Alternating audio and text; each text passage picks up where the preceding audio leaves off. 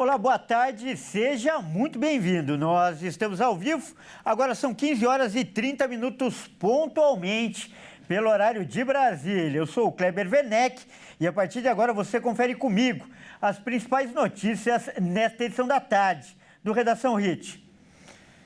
E olha só, nesta manhã o ex-presidente Jair Bolsonaro passou mal e precisou ser transferido para um hospital em Santa Cruz, após relatar fortes dores abdominais na região onde foi esfaqueado, isso em 2018. Vamos conferir. O ex-presidente Jair Bolsonaro passou mal nesta sexta-feira e foi transferido de um hospital em Santa Cruz, na região Agreste Potiguar, para um hospital em Natal, no Rio Grande do Sul. De acordo com seu filho e vereador, Carlos Bolsonaro, o pai estava com fortes dores na região abdominal, local onde recebeu uma facada no ano de 2018. Bolsonaro passou mal durante uma viagem pela manhã, em Santa Cruz, e precisou ser transferido de helicóptero para a capital para continuar recebendo atendimento médico. O médico de Bolsonaro, Antônio Luiz Macedo, disse que ele voltou a apresentar complicações por causa da facada. Segundo Macedo, Bolsonaro apresentou, além das dores, dificuldades para comer e na digestão por conta de uma distensão intestinal. O quadro se caracteriza por um inchaço no abdômen, que pode ser derivado de uma inflamação. A expectativa da equipe de saúde é resolver o problema com dieta e medicamentos, mas não está descartada uma nova cirurgia.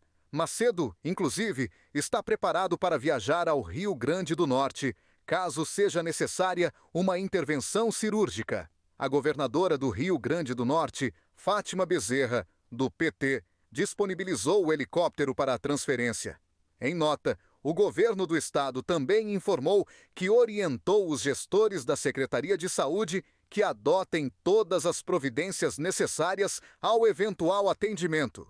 O Partido Liberal, o PL, partido em que Bolsonaro faz parte, também se manifestou desejando boa recuperação ao ex-presidente. Olha, e agora há pouco o Hospital Rio Grande, onde Bolsonaro está internado, divulgou um boletim. E a informação é que o ex-presidente apresentou quadro de distensão abdominal e dor.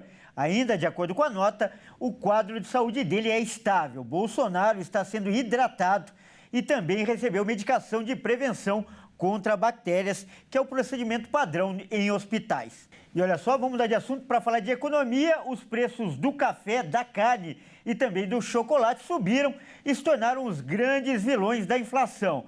Vamos conferir agora o resultado de março. O Índice Nacional de Preços ao Consumidor Amplo, considerado a inflação oficial do país, desacelerou em março e registrou variação de 0,56%. Segundo o IBGE, o indicador teve uma queda de 0,75 ponto percentual em relação a fevereiro, no ano. O IPCA acumula alta de 2,4% e nos últimos 12 meses o índice ficou em 5,48%. O Grupo Alimentação e Bebidas foi o responsável pelo maior impacto no índice do mês, com alta de 1,17%. Em março, os preços que mais contribuíram para esse resultado foram as altas do tomate, do ovo de galinha e do café moído. Já no acumulado dos últimos 12 meses, o café moído foi o produto que exerceu a maior alta no período, com alta de 77%. Somente em março, em relação a fevereiro, houve avanço de 8,14% nos preços. Os preços dos chocolates em barra e bombons também ficaram mais caros nos últimos 12 meses, com alta de 21% em um ano. E as carnes ainda estão pesando mais no bolso dos brasileiros. No acumulado de 12 meses, o grupo teve alta de 21%. Olha, a gente muda de assunto agora para fazer um giro pelo país com os nossos repórteres. Vamos saber o que é notícia nesta sexta-feira. E olha só, por falar em preços, né? A gente viu a entrevista aí agora com o economista, o valor da passagem de metrô teve um novo aumento no Rio de Janeiro. E o bilhete lá do Rio é disparado mais caro do Brasil. O Anderson Nascimento vai trazer as informações. A passagem do metrô Rio sobe de R$ 7,50 para R$ 7,90 neste próximo sábado, dia 12 de abril. Com o aumento, o metrô passa a ser o meio de transporte com a viagem mais cara do Rio de Janeiro. Esse aumento de 5,33% foi autorizado na última terça-feira pela Agência Reguladora de Serviços Públicos. O reajuste anual está previsto no contrato de concessão. A tarifa social continua em R$ 5,00. O benefício é para usuários do bilhete único intermunicipal, com renda de até R$ 3.205,20 e pode ser usado no metrô e nos trens da Supervia. O presidente do Metrô Rio justifica que a cidade do Rio é a única brasileira sem subsídio da tarifa. O governo do estado diz que está analisando a adoção de um projeto chamado Tarifa RJ para subsidiar parte da passagem do metrô. Olha, mais de 3 bilhões de reais já foram liberados pelo programa de empréstimo consignado para trabalhadores da iniciativa privada. A nossa repórter, a Gabriela Andrade, lá do Mato Grosso do Sul, conversou com um especialista para saber as vantagens e também os cuidados que devem ser tomados nesse tipo de negócio. Vamos conferir. Essa modalidade de crédito, que ficou conhecida como consignado CLT, começou a ser praticada há 20 dias. Os dados mais recentes são de 3 bilhões e 300 mil reais já liberados em todo o Brasil. O número ainda está distante da estimativa de 100 bilhões em 3 meses, mas dentro do esperado para o período, tanto pelo governo federal quanto pela Federação Brasileira de Bancos. Isso porque a expectativa é de que a modalidade ganhe força, especialmente após o dia 25 deste mês, quando as instituições bancárias devem trabalhar de forma mais agressiva em campanhas para que os clientes migrem de créditos mais caros para esse que tem juros menores. Mas vale lembrar que, além de não ser uma novidade, o consignado CLT não é para todo mundo, visto que é importante fazer um bom planejamento financeiro pessoal antes, para não se endividar ainda mais.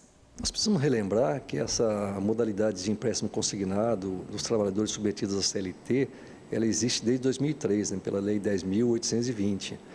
O que aconteceu agora foi a possibilidade da ampliação de acesso através das plataformas digitais. Se a gente estiver falando em novas dívidas somadas às anteriores, isso pode superendividar uma classe da população que talvez não tenha uma política ou um trabalho de conhecimento financeiro e trazer uma complicação para as famílias. Como não há possibilidade dessa migração ainda, da substituição da dívida velha pela nova, nós estamos falando de contratação nova, de novas dívidas e provavelmente de um endividamento maior das famílias.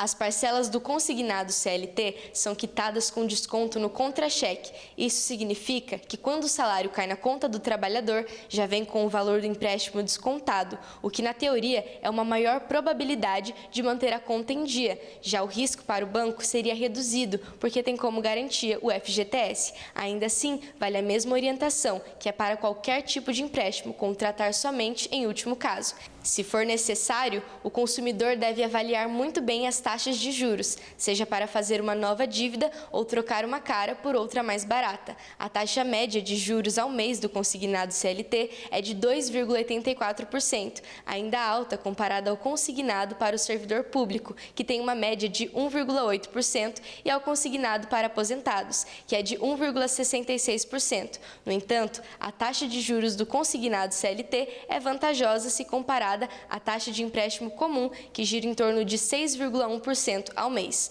Outra preocupação de especialistas é que essa liberação de crédito possa incentivar o consumo, fazendo subir a inflação. Atualmente, o Banco Central tem elevado a taxa referencial de juros para conter o índice inflacionário, e o consignado CLT vem na contramão disso. Nós estamos com a taxa Selic em 14,25, com vistas a conter a inflação, e de outro lado o governo estimulando o consumo através dessa possibilidade de ampliação de crédito, através inclusive dessa medida provisória que trata do crédito consignado para trabalhadores submetidos à CLT, o que vai na contramão da história.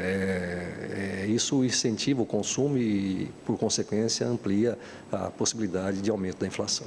A taxa de juros oferecida ao trabalhador será com base na análise de risco que é feita pelas instituições financeiras e levam em consideração uma série de fatores, entre esses o tempo de trabalho e o histórico de operações de crédito. O consignado CLT está disponível desde 21 de março pela Carteira de Trabalho Digital e também ficará pelos canais eletrônicos dos bancos a partir do dia 25 deste mês.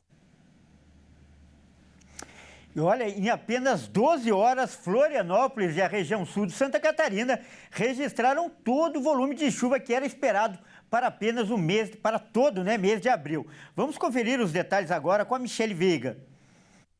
Muita chuva em pouco tempo, ocasionaram aí vários problemas aqui em Santa Catarina. Começou já na manhã da quinta-feira na região do sul de Santa Catarina, em Maruí e também em Jaguaruna, aonde a precipitação chegou a 112 milímetros, o que era esperado para 30 dias, choveu em apenas 12 horas nas cidades. São cidades um pouco menores, mais de veraneio, e foram aí pegas de surpresa com a quantidade de água que caiu em tão pouco tempo. As defesas civis foram acionadas e houve, inclusive, pessoas desabrigadas devido a esse excesso de volume de chuva, que foi subindo no estado, chegando à capital. Na tarde e noite de quinta-feira, uma tromba d'água também, por volta de 115 milímetros, atingiu a Grande Florianópolis, envolvendo ali os bairros tradicionais, como Campeche, Lagoa da Conceição, deixando tudo alagado, inclusive paralisada a BR-101 por mais de 3 horas. Devido àquele acidente, que a gente já relatou aqui no último domingo, onde teve a explosão de um caminhão com combustível, o que aconteceu? O asfalto está totalmente danificado. Então, a empresa que faz ali o gerenciamento da BR-101 resolveu, por bem, junto com a Polícia Rodoviária Federal, fechar a rodovia no Morro dos Cavalos devido a esse excesso de chuva, porque o asfalto realmente está péssimo para trafegar. Então, a BR-101 ficou fechada, cidades totalmente alagadas devido a esse ciclone que está passando aqui pelo sul de Santa Catarina, está subindo para o Brasil e está atingindo aí níveis de água, de precipitação muito elevados para pouco tempo, que era para chover em 30 dias, em um mês está chovendo em 12 horas. Então, as cidades também não estão preparadas, as calhas dos rios acabam subindo, enfim, causa todo esse transtorno.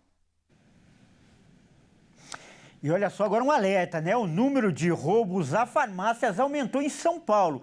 Nos 2 primeiros meses do ano, a capital paulista registrou quase um caso por dia. Quem vai contar agora essa história em detalhes é o Fernando Jesus.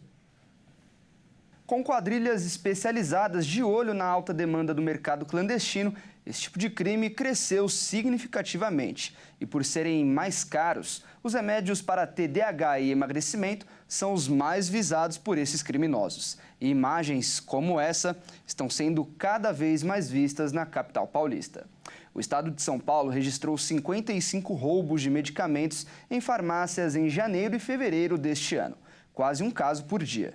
O número representa um crescimento de 111% na comparação com o mesmo período de 2024, quando foram contabilizados 26 casos.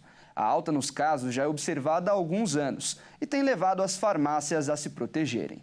Em 2022, quando a Secretaria da Segurança Pública de São Paulo passou a divulgar esses dados, 36 boletins de ocorrência registraram roubos de remédios em farmácias. Em 2023, o número passou para 156 e em 2024, um aumento para 215 casos. De acordo com as autoridades, a vulnerabilidade das farmácias facilita a ação dos bandidos, principalmente as que ficam abertas 24 horas. Em nota, a Secretaria da Segurança Pública afirmou que as polícias civis e militar têm adotado estratégias rigorosas para enfrentar esse tipo de crime. E essas operações estão dando resultado. Nessa sexta-feira, a Polícia Militar prendeu 3 homens por roubar 2 farmácias em Sorocaba, no interior de São Paulo. A equipe apreendeu mais de 50 medicamentos, dinheiro e uma arma falsa. No final de fevereiro, a Polícia Civil também realizou uma operação na zona norte de São Paulo e prendeu outros 2 homens envolvidos nesse tipo de crime. Eles foram reconhecidos por 3 farmacêuticos diferentes. Vamos mudar de assunto agora, porque agora é hora da gente falar de esportes aqui no Redação Hit. Quem vai trazer as informações é o Caio Veríssimo hoje. O Caio não está no estúdio, ele está em um lugar especial, né? Ele está em Barueri, onde amanhã acontece o grande clássico derby Palmeiras e Corinthians. Boa tarde, Caio. Seja bem-vindo aí ao nosso jornal. Valeu, Kleber. Uma boa tarde a você, boa tarde a todos que nos assistem. Bom, é isso mesmo. A gente está aqui em frente à Arena Barueri, onde amanhã é palco de uma partidaça. Palmeiras e Corinthians, um clássico. Aí, a torcida bem movimentada aqui, já o pessoal fazendo bastante barulho, mas antes da gente entrar de fato no assunto do derby, vamos falar da Libertadores, porque ontem aconteceu uma cena muito lamentável, na verdade cenas lamentáveis, né, no jogo entre Colo-Colo e Fortaleza. Bom, teve briga, teve confusão e infelizmente teve mortes. Então vamos ver no VT.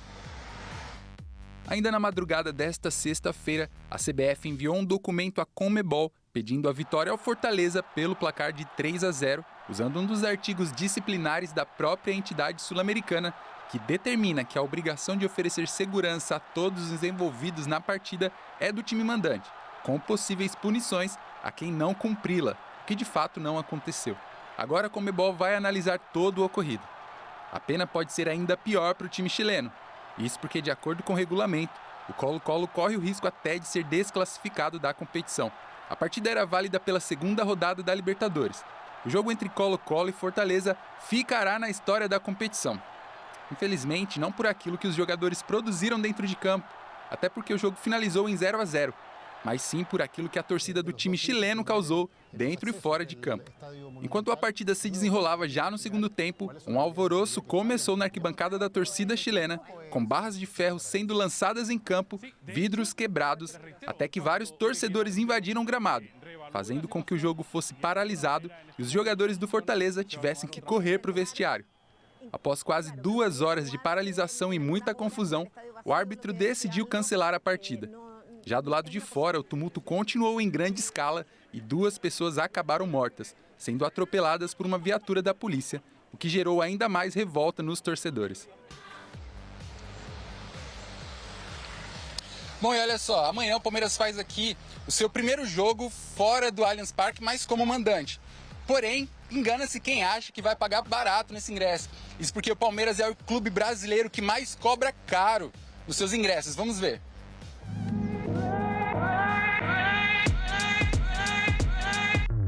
Neste Brasileirão de 2025, o Palmeiras é o clube com o valor do ingresso mais caro até aqui. Como cada time jogou uma partida em seus domínios até agora, o líder do alto valor no ticket médio foi o Verdão. Na partida contra o Botafogo na estreia da competição, o palmeirense pagou em média R$ 92 para assistir a partida no Allianz Parque. E o ingresso mais caro esteve no valor de R$ 280. Em segundo lugar está o Vasco da Gama. Apesar de não estar vivendo um bom momento, o Cruz Maltino sempre teve muito apoio nas arquibancadas. Porém, no primeiro jogo como mandante jogando contra o Santos, o Vasco cobrou R$ 180 no ingresso mais caro, com um ticket médio de R$ 74. O terceiro ticket mais caro também vem do Rio de Janeiro. O Flamengo cobrou no jogo de abertura contra o Internacional R$ 64,20 no ingresso em geral. Porém, o mais caro esteve no valor de R$ 245. Já o ingresso mais barato até aqui foi o do Fortaleza. A equipe cearense cobrou do seu torcedor R$ 14,13 para assistirem o jogo contra o Fluminense pela primeira rodada do Brasileirão. Já o ingresso mais caro esteve no valor de R$ 200. Bom, e agora sim a gente vai falar do derby, porque amanhã é jogaço, Palmeiras e Corinthians. E olha só, apesar do Palmeiras estar jogando bastante, né, com frequência aqui na Arena Barueri, essa é apenas a segunda vez que Palmeiras e Corinthians se enfrentam nesse estádio. Lembrando que em 2022 o Palmeiras venceu por 3-0, mas o jogo que mesmo ficou marcado aqui foi o último confronto em 2024 pelo Campeonato Paulista, que ficou 2-2. Naquele jogo o Palmeiras abriu 2-0, gol do Hendrick, gol do Flaco Lopes, e quando achou que estava tudo ganho, no finalzinho o Yuri Alberto fez o 2-1. E o Garro empatou com aquele jogo maluco que ainda teve a expulsão do Cássio. Enfim, se os dois times mantiverem esse tipo de emoção, a gente pode esperar um grande clássico. Vamos ver. A última vez que as equipes se enfrentaram na Arena Barueri foi no Paulistão de 2024. E foi um jogo emocionante.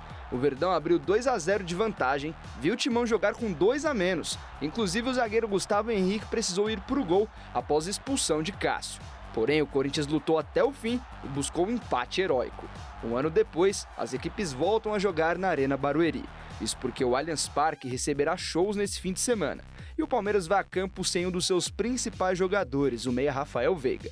O jogador sofreu uma luxação no ombro durante a última partida pela Libertadores. E Felipe Anderson vai substituí-lo no clássico desse sábado.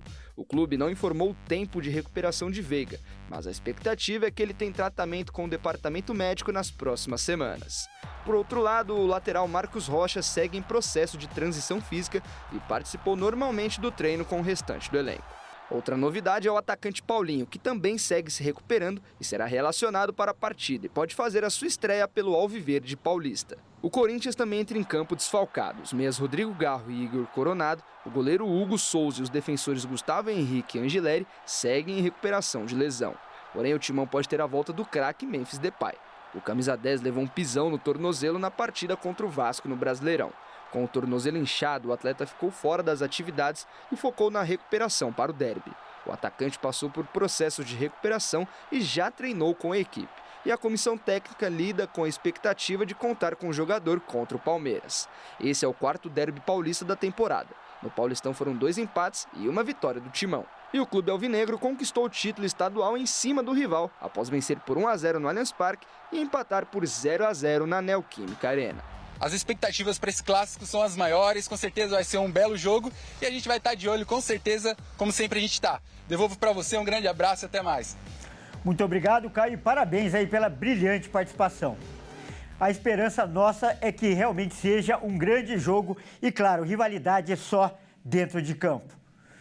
Bom, é isso aí, essa edição fica por aqui. Eu agradeço demais pela sua companhia e você que não é de São Paulo, não nos acompanha pela RIS TV, fique agora com a sua programação local. E você que é de São Paulo, fique agora com o programa Consulta Doutor e com ela, Dani Paris.